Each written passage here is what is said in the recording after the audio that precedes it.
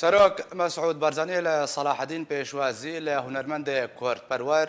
شەفگەر هۆڤک کرد. لە دیدارێدا هونەرمەندێک کورد شەفگەر هۆڤک گوت و ئەو بە دیدارێ گەهشتیە خەونا خۆیان مەزن دێ ژیانێدە و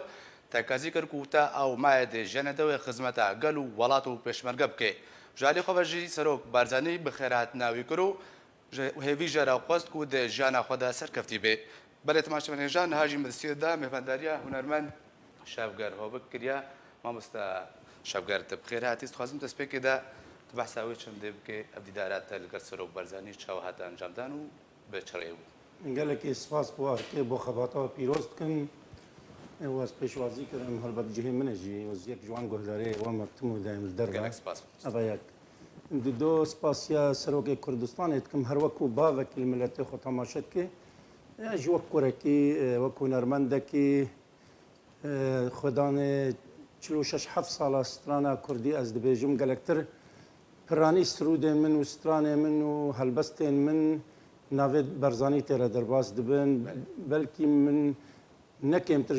ji geleka stran bêhtir geleka jî min stran ser Berzanî gotine ez timûdan pêşdar im Kurdistanê ev 20 sal zêdetir ez tême Kurdistanê û her megrefona min destê min de referandomê û berî referandomê niha û nav pêşmerge ji destpêka biza berzgerî xwaza gelê Kurd li her çar parçeyê Kurdistanê bêguman hunermendên Kurd roleka waya sereket de serketina wê şoreşê de heye serketina wê çendê de heye weka hunermendekî Kurd tê çawa rola hunermendên Kurd di deman hade ku şoreş Sûriyê dest pê kiriye heft salên rûî de çawa nirxîne. destpêka şoreşa Gul Sûriyen bêjin xwe serê xwe destpêkê şoreş bû vê talîbû tiştekî dî min zêdetir 11 strana li ser şoreşê çê kir û min xortê Rojava gelek germ kirin û hat gelek saytan de hata gotin û vê televîzyonê û xelkê û tensiqiyatê me yên Kurd navê min kirin hunermendê şoreşa Kurdên Rojava min stran ser şehîd Nisradîn çê kir û ser Bahzet çê kir û ciwanê Qitra çê kir û كرشا أشرف سينو شكر دنيا ومن سر مشعل تمو شكر وبعربي اسمع يا بشر بالعربي ما نريدك بالكردي امتنافن سيولك وبعينك وهروسا قالك ستان لسر جوانين كرد ستاني من ستانا بيشمرقة يا بيشمرقة روج آفا من يكمين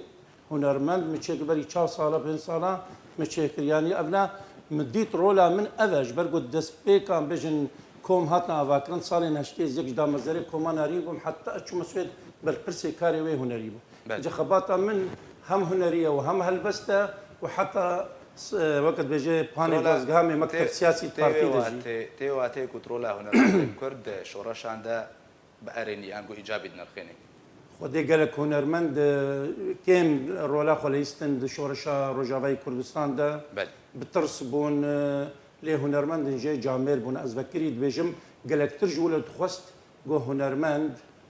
نێزیکی گەلێ خۆبێ و هەستانەتەوی ئسترانە خۆبێژێ نهال حەمدلە بێجە هێدی ئەوژی دوگەرن گەلک جارا شەرێ مەدکردن چمات کوهستانی قومی بێژین ئەستانی سیاسی برایمە هونەرمەند ئەف ڕەخنەر مەدکردن متکردن و گەلک هەوانەیە دیتکردن لێن هاڤا ئەوژی بێژن باش باشە مامۆستا شەفگەر پرسێک دووردە هەیە دەدەمان هادا دەن گەلک تێنە بلندکردن داخوازە یەکڕێزیان ئەمالا کوردی دکن ڕۆژاوای کوردستانێدا و مافین کوردان بە دەست ببینن بنەری نەتەش بەرچە هونوەکە هونەرمەند ئەنگۆ تەوایە هونەرمەندن ڕۆژاوای کوردستانێ ڕۆلەکە ئەرێنی و ئیجابی دوێ چەندە دەنابین هەوڵ بدن یەکڕێزیەکێ چێ بکەن من نەرینێ من هێنشکەرانە دە سیاسیش دنووسێن و گۆتانش دووسێن گەلک جارا تەفگەرە مەیە سیاسی جمافێ وەیە دۆزێ بکەش بۆ پاراستنە هەنێک ئەندامی خۆ خەلکی خۆی گوت حەبسادا ملەتێ دبن دیکتاتۆریا پەکەکێ و ئەرهابا وێدا ئەس وێت بێژمێدا ئەو سەرەتانە گۆ پەیدە بوو لاشێ ڕۆژاوای کوردستان هەمی کوردستانێدا ئەس ناوێت دکم سەرەتانێک ساڵێن هەفتەی بە پەیدە بوو لاشێ کوردی و ئەم نەشن چاوە ئەمە نەکاری بوش کۆمۆنیستی فکرێن چەپ ئەم خۆ هەفتەی ساڵی پاقشکینێ بێت 200 ساڵی وێت لاشێ کووردا دەمێنش بەگۆ ماڵبات و جڤات و وڵات هەمی هێرفان ئەو بابەتێکی دی سیاسیە vêjî gava got dibêjin kawerin em û tevgera me helbet şqelsî jî dibêjî camîrî lê dibêje ka em bibin yek babo tê çilo pêre bê yek gava suretê berzanî diqetênî tê çawa bibe yek gu hevalê te kujê zîndar û kevî xortên ha gova te exbarê xwe de got تيچاوا دزگه وت شوطيني آلك أدي وك أفريقيا الولاتي وتشيكريا قالوا وي بورا بنا ياك بن آلا كرديدا دبلا شرط ومرجين خوشي بوان بيجن ورن باش أمي برا شرط رجيم دور كذن 11 دور كذن شكوش ناخل كي دور كذن ومحمد طلب هلال نكاريبو ولاتي ما أسد نكاريبو في تعريبا وفي مهاجريا بسري مهاتي هذا كاريبو 4 سال دا فقط شتي رجيم راو مجانا بكي باشا او یکیتی گرک اساس و بنگه وب میرانی هبه یکیتی بن داخوازیا سرخبونا کردستان دبه یکیتی بن آلا کردستان دبه یکیتی طرفی دینه گریدای رژیم و نشبیه رژیم بن شکی جان بشه کردستان بن نجحشن دولت و رژیم داخل کرد باشا دەست پێکێدا گوتناتە ژەعالیین سیاسی یەن ڕۆژاوای کوردستانی ڕێچێ و چ ژوات خوازێک و بەرەو وێ چەندێ بچنداک و مافێن کوردان بپارێزن مخابن يعني تفقر ما ام بيجن اذ بشي بو نزيكي هافيان خد بيني وجناب سر وغرك اريكاريا في تفقر ما كان تفقر ما بري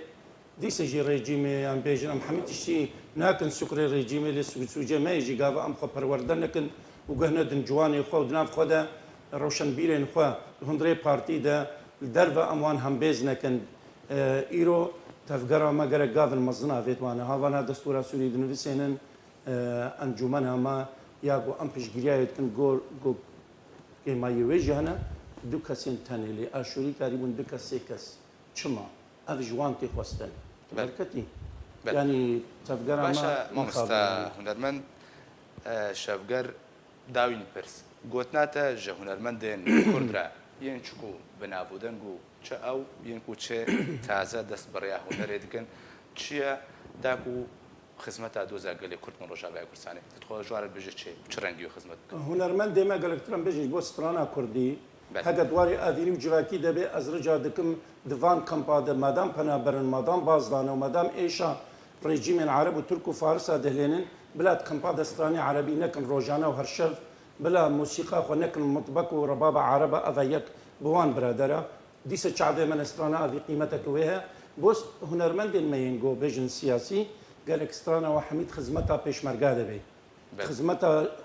ازادي وسرخبوني دبي يكيتيا خد شي بكن فيرك بريه وحسوديه وفيلاد ناف خد اهلين رولا هنرمندا قال لك هنرمند زماني قلا نيفيسكار زماني قلا قال خدمتها وان تدش سرخبوني ربي وبشقاريا